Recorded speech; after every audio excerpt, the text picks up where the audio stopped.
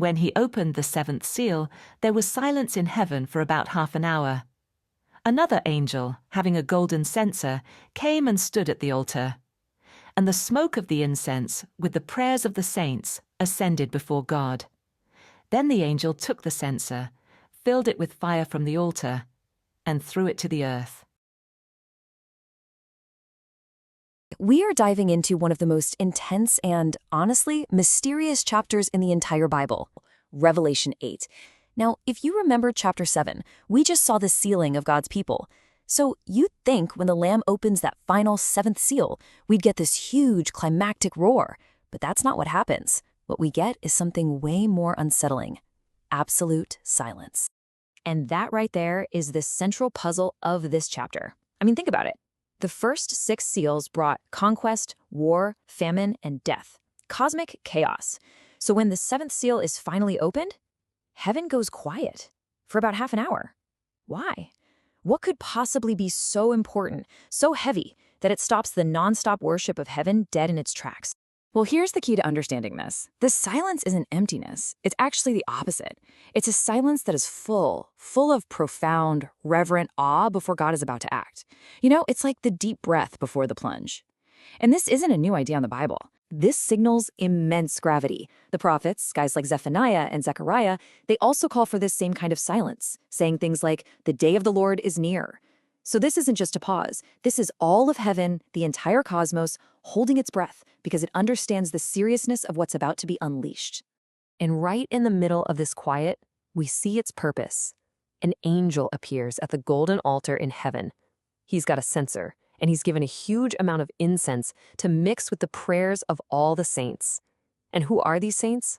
Well, these are the cries of the suffering, the persecuted, the martyrs we met back in chapter 6. And now, in this moment of quiet anticipation, their prayers are rising directly before the throne of God. And this is the turning point of the whole chapter. The angel takes that same censer, the one that held the prayers, fills it with fire from the altar, and just hurls it down to the earth. The result? Thunder, lightning, and earthquake. And here's the absolutely crucial point. The judgments that are about to follow are not random acts of destruction. No, they are a direct, fiery answer to the prayers of God's people. Worship has officially turned into judgment. That judgment arrives with the sound of trumpets. You have 7 angels who get ready to sound them, and as the first 4 do, the entire scene shifts from that holy, reverent silence to what you could call a symphony of controlled chaos. And it just builds in intensity with every single blast. So the first trumpet hits, and you get hail and fire that burns 1/3 of the trees and all the green grass. The second sounds, and something that looks like a giant burning mountain gets thrown into the sea, turning 1/3 of it to blood. The third trumpet sends a blazing star called wormwood to poison 1/3 of the rivers and springs. And the fourth trumpet strikes 1/3 of the sun, moon, and stars, plunging the world into a chilling, partial darkness. Okay, so you see all this wild imagery, and the natural question is, what in the world are we supposed to do with this? Is John giving us a literal, almost journalistic forecast of future ecological disasters? Or is he using a kind of symbolic code to get at a much deeper spiritual reality? To answer that, you have to learn to speak the language he's using. And to unlock that code, the text itself gives us 2 keys. The first key is a simple fraction that you just heard over and over again, 1/3. So let's figure out what that means. You see, this isn't just a random number. When a specific detail gets repeated this often, it's a massive clue. It's like a giant flashing signpost telling us, hey, we're not talking about literal percentages here, we're talking about a symbolic idea. And the source for this symbol? It comes straight from the Old Testament prophet Zechariah. In his book, the nation of Israel is divided into 3 parts. 2 parts are cut off and perish, but that remaining 1/3 is brought through a fire. And the whole point of that fire isn't to destroy them, but to refine them, like a silversmith purifies silver and gold. Now that changes everything, doesn't it? If 1/3 represents God's people being purified, then these trumpet judgments aren't primarily about destroying the world. They're about refining the church through fiery trials. It shifts the entire focus from destruction to purification. But that's only our first key. The second key is recognizing where John is getting all this crazy imagery. He's not just making this stuff up out of thin air. Almost every single image in these trumpet judgments is a direct echo of judgments from the Old Testament, especially the plagues God sent on Egypt back in the book of Exodus.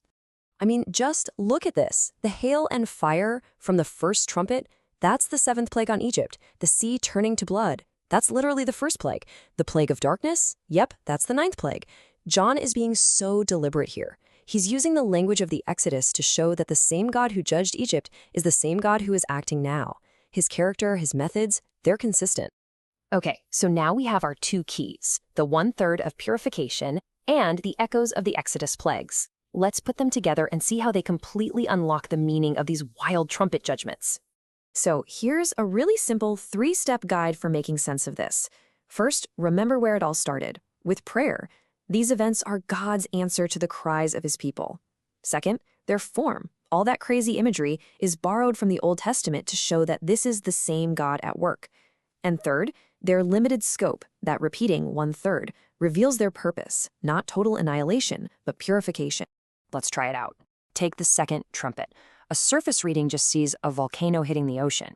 But reading it symbolically with our keys, well, a burning mountain is an Old Testament symbol for a proud, destructive kingdom, like Babylon. In other words, Satan's kingdom. So the judgment on that kingdom creates spiritual chaos, the sea turned to blood. And the fallout from that spiritual battle becomes the fiery trial that tests and purifies the 1/3 of God's people. See how that works? But just when we think we've got a handle on things, the chapter ends with this incredibly ominous scene. After that fourth trumpet, an eagle appears, flying through the heavens, just crying out, "Woe, woe, woe." It is a terrifying warning. Each woe corresponds to one of the 3 remaining trumpets. The message is crystal clear. As intense as this has all been, it is about to get so much worse. And here is the final, incredible twist. For us, today, this sounds absolutely terrifying. But for the original audience, a small, persecuted church facing the full might of the Roman Empire, for them, this vision was a profound message of comfort. It meant their prayers were not just echoing into an empty void. That silence in heaven was God getting ready to act. The fire, the trumpets, the woes, it was all proof that God saw them, he heard them, and justice was finally on its way. And that leaves us with one last big question. If these are symbolic paintings of timeless spiritual realities, of the trials that purify God's people all throughout history, what might they look like today, in our own lives, in our own world? It's a question that makes this ancient, strange text feel startlingly relevant. Thanks for joining us for this deep dive.